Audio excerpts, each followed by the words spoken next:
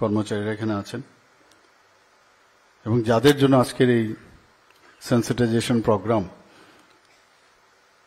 বিভিন্ন স্কুল থেকে আগত হেডমাস্টার এবং হেডমিস্ট্রেসেস যারা এখানে উপস্থিত আছেন এবং প্রিন্সিপাল ও উপস্থিত আছেন, আর বিশিষ্ট জনেরা এখানে উপস্থিত আছেন, লাইন ডিপার্টমেন্টের যারা অফিসিয়ালরা আছেন এবং ত্রিপুরা স্টেট এইডস কন্ট্রোল সোসাইটির যারা মেম্বাররা আছেন এবং মিডিয়া বন্ধুরা, আজকের এখানে এইডস কন্ট্রোল সোসাইটির যে আজকের এখানের অ্যাওয়ারনেস প্রোগ্রাম, আমি প্রথমেই ওনাদেরকে ধন্যবাদ দেব যে এই ধরনের একটা প্রোগ্রামের আয়োজন করেছেন। এবং আমরা একটা সময়ে, আমার মনে আছে এখনো, even if I am not wrong, 70 দশকে থেকেই আমরা জানতাম যে নর্থ ইস্ট জোনের মধ্যে মণিপুরে এই এইডস সবচেয়ে বেশি, এবং আমরা খুব আতঙ্কে থাকতাম। এবং কেন সেখানে হচ্ছিল, আমরা যখন আমাদের কাছে খবর আসে, সেখানে দেখা গেছে সেই ইনজেক্টেবল যে ড্রাগ নেওয়ার যে অভ্যেস, সেখান থেকে নর্থ ইস্টের মধ্যে হাইস্ট ছিল সেখানে মণিপুরে। যেহেতু নর্থ ইস্টের ত্রিপুরাও এখন তো অষ্টলক্ষ্মী হয়েছে, তা আমরাও খুব আতঙ্কে ছিলাম ত্রিপুরাতে না তা বেড়ে যায়, এবং তাই হলো। ত্রিপুরা তো এখন প্রচুর, প্রায় 5000-এর উপরে এফেক্টেড আছে এখানে এইচআইভি। স্টুডেন্টদের প্রায় 500 সামথিং, 550 মোরাললেস, তারও এফেক্টেড। তো এইরকম একটা বিভীষিকাময় যে একটা সিচুয়েশন এখন তৈরি হয়েছে, আমরা যদি ভাবি ঠিক আছে ওরা এফেক্টেড হয়েছে, দে আর দ্য ভিকটিমস, এবং তাদের প্রতি আমাদের সমবেদনা থাকা উচিত, তাদেরকে তিরস্কার না করা, এবং গার্জিয়ানদের বিশেষ করে তাদের আরো ভালোভাবে যাতে বুঝানো, সেই কাজটা আমাদের করতে হবে। এখানে টিচাররা তো আছেনই, ওনারা তো চেষ্টা করবেন। এবং যদ্দূর আমি এখানে দেখলাম লেখা আছে যে নজরদারি হচ্ছে সবচেয়ে বড় বিষয়। কোন স্টুডেন্ট প্রপারলি ড্রেস পরে আসে কিনা, গুছালো একটা ব্যবস্থা কিনা, পাফি মুখ, পান্ডা ফেস, এই ধরনের চেহারা হয়, চোখগুলো লাল হয়। তো একটু খালি ক্লাসে গেলাম আর আমি যদি ওখানে পড়াশোনা শুরু করে দিই, ক্লাস নেওয়া শুরু করে দিই, তার আগে একবার একটু নজর দেওয়া খুব দরকার। আর খবর রাখা যে, কারণ আপনাদের কাছে অ্যাটেন্ডেন্স রেজিস্টার আছে, কে আসছে কে আসছে না, কতদিন আসে। তো যেটা এখানে বলার চেষ্টা হয়েছে পূর্ববর্তী বক্তারা, যে ওর বাড়িতে খবর নেওয়া, একটু পরিশ্রম বাড়াতে হবে। আলটিমেটলি কিন্তু এটা আপনার ফ্যামিলি তো আসতে পারে। এখন থেকে যদি আমরা চেক না দিই, তাহলে কিন্তু সারা ত্রিপুরাতে ছড়িয়ে পড়বে এবং ত্রিপুরার থেকে অন্য প্রদেশেও যাবে। এখানে ইভেন আমি দেখেছি যারা স্বাস্থ্য বিভাগে আছে, মানে আমরা অনেক সময় ইনজেকশন দেই, ইনজেকশন দেওয়ার পরে সেটাকে জলে ফুটিয়ে বয়েল করে সেই ইনজেকশন আবার সেকেন্ড টাইম আবার দিচ্ছে। অনেক জায়গায় ছোট ছোট গ্রামে গঞ্জে এখনো সে যে নিডেলটা ইউজ হয়, সে আগের যে সিস্টেম ছিল, সে বয়েল করে আবার সেটাই ইউজ করছে। এতে করে এইচআইভির মতো মানে ভাইরাস যেটা, সেটা কোনোদিন সেটা নির্মূল করা যাবে না। অটোক্লেভ ছাড়া কোনোদিন যাবে না এটা। তো ব্যবস্থাও নেই সেখানে, পয়সার কারণে সে ডিসপোজেবল সিরিঞ্জ ইউজ করে না। তো এইগুলো স্বাস্থ্য দপ্তরেরও দেখা উচিত যে কোথায় কিভাবে ওখানে ইনজেকশন ইউজ হচ্ছে। আমি এখনো বহু জায়গায় আমি দেখেছি ইনজেক্টেবল, ঠিক আছে ওখানে তো সে ডিসপোজেবল ইনজেকশন ইউজ করেই, মানে যারা নেশাগ্রস্ত যারা, করার পরে সেই নিডেলটা আবার আরেকজনকে দিচ্ছে। এর থেকে কিন্তু সংক্রামকটা সেইভাবেই বাড়ে। বহু জায়গায় আমরা দেখেছি, ত্রিপুরাতে আগরতলা শহরেও গলিগালা আনাচে কানাচে প্রচুর সিরিঞ্জ, এরকম মানে পুরা স্তূপাকৃতি বহু জায়গায়। আমি অনেক সময় বলেছি আরক্ষা দপ্তরকে, আপনারা যান দেখুন, কিন্তু দায় সারা ভাব যদি থাকে যে গেলাম আর মিউনিসিপ্যালিটি কর্পোরেশন থেকে বা আমাদের এএমসি থেকে ওনারা যদি যান, উঠিয়ে নিয়ে আসলে হবে না। এবং প্রপারলি তার যে ডিসপোজ অফ ইট সেটারও আছে, সবকিছু আইনগতভাবে আছে, সবকিছু আছে, কিন্তু প্র্যাকটিক্যালি কিন্তু হয় না এগুলো। কিন্তু আমরা বুঝতে পারছি না। আমাদের মাননীয় প্রধানমন্ত্রীজি যদি করোনা ভাইরাস থেকে আমাদের তো বাঁচিয়েছেন, আরো অন্য যে কান্ট্রি, প্রায় 150 মতো কান্ট্রি, উনাদেরকেও উনি যে আমাদের আবিষ্কৃত যে ভ্যাকসিন সেটা ওখানে পাঠিয়ে মানুষকে বাঁচিয়েছেন, তা আমরা কেন পারবো না এইডস থেকে মুক্ত হওয়ার? একটু খুঁজতে হবে আমাদের। শুধু এখানে আসলাম আর শুনলাম, গিয়ে এমন একটা কাজ করুন, যে কোনো এখানে প্রিন্সিপাল মহোদয়রা আছেন, হেডমিস্টাররা আছেন, আপনি একটু দেখান আপনার স্কুলের মধ্যে এই বিষয়ে আপনি কি কি করলেন।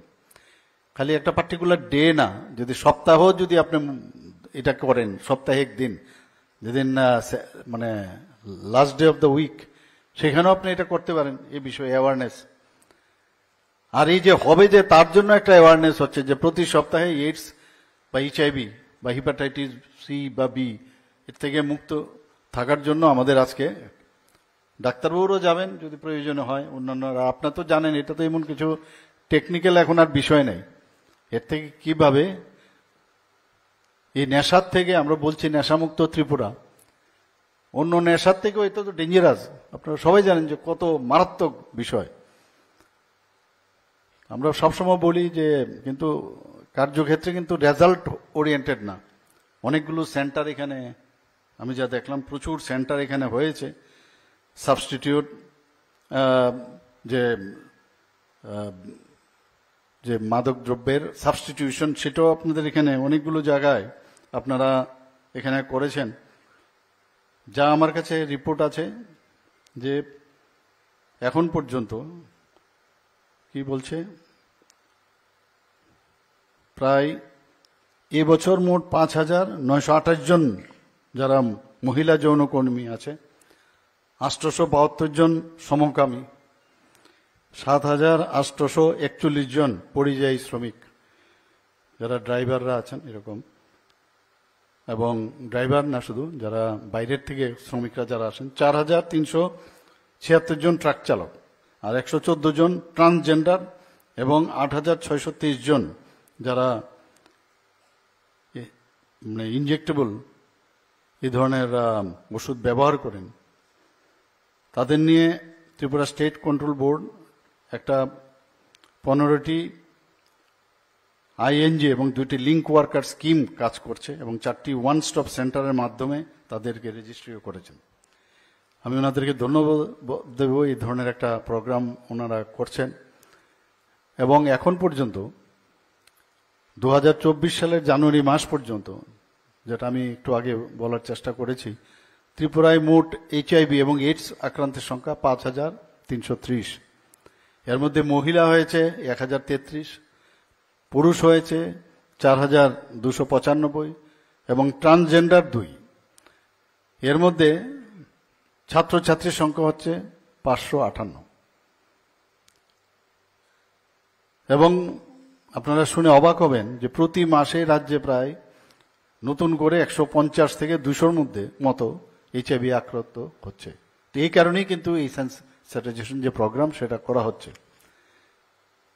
এটারও অনেকগুলো কারণ আছে, যে নেশা একটা নির্দিষ্ট, যারা যুবক যুবতীরা আছেন তাদের মধ্যে মনে করে যে নিজেকে মানে সবসময় অন্ধকারের দিকে যে যাওয়ার কিন্তু একটা প্রবণতা সবারই থাকে, এবং ওই বয়সটা একদম মানে যৌবন বয়সকালে তখন কিন্তু এটা বেশি প্রবণতা থাকে।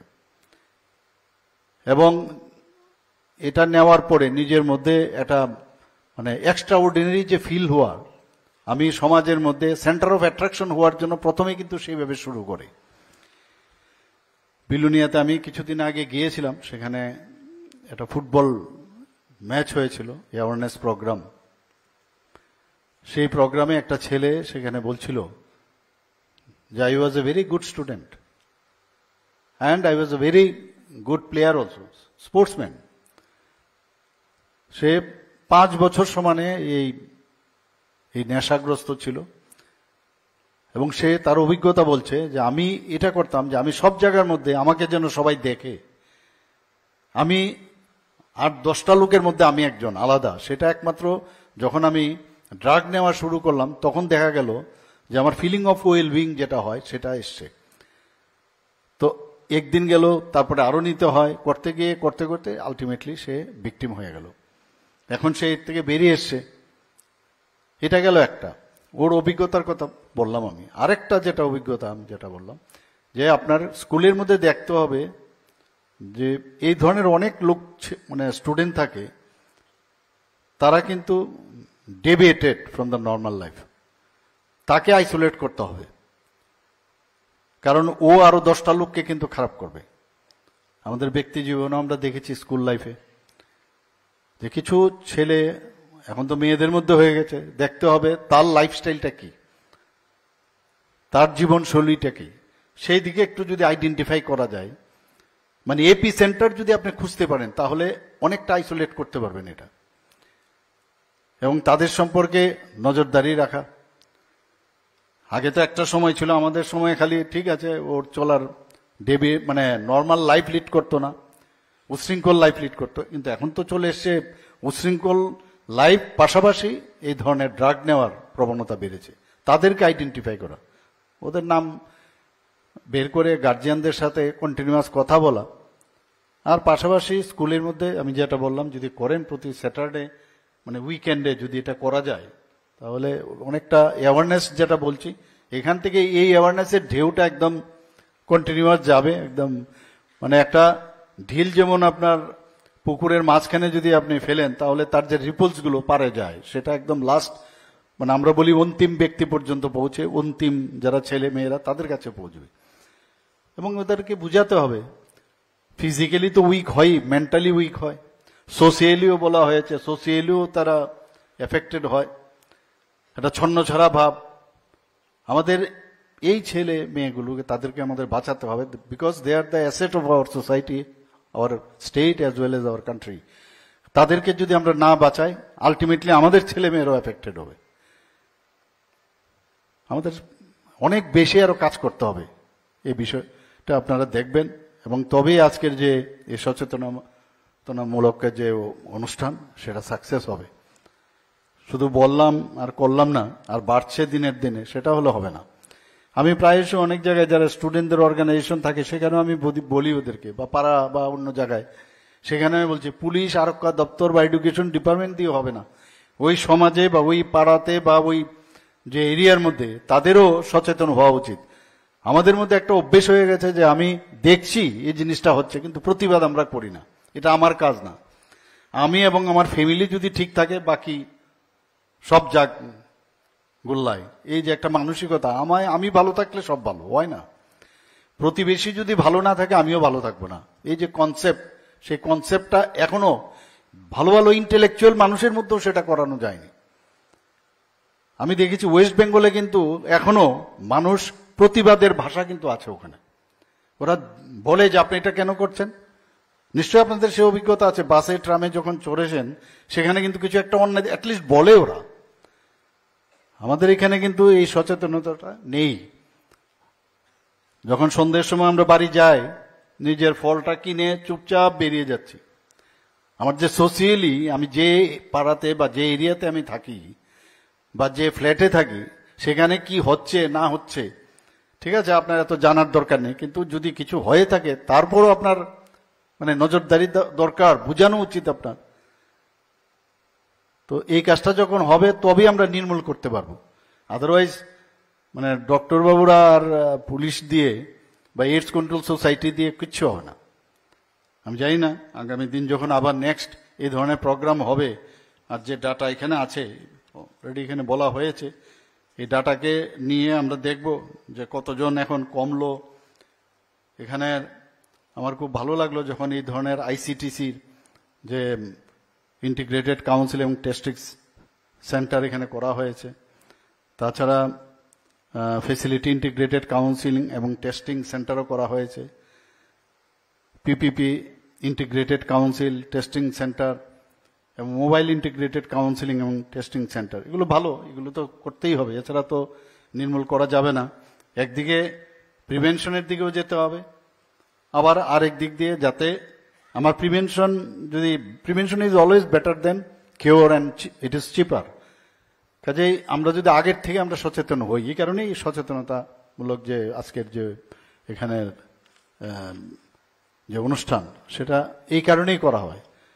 আমি এখানে যারা টিচাররা আছেন, প্রিন্সিপাল, হেডমাস্টার মশাই, হেডমিস্ট্রেসরা, তাদেরকে একটা বলবো যে শুধু স্কুলের গণ্ডি বা স্কুলের বিষয় না, আপনারা একটু বাইরেও যাতে, কারণ একজন টিচার যখন একটা কথা বলবে তো সোসাইটির মধ্যে তার কিন্তু এটা মানে সবাই মান্যতা দেয় এবং চেষ্টা করে সেটা ফলো করার। বিভিন্ন ক্লাব ইত্যাদি আছে, সেসব ক্লাবেও আপনাদের আছে, হয়তো আপনারা অনেকে যুক্ত আছেন, তাদেরকেও আপনারা বলেন যে এই ধরনের অ্যাওয়ারনেস প্রোগ্রাম করো, আমরা আসছি, তো তবেই এটা নির্মূল হবে।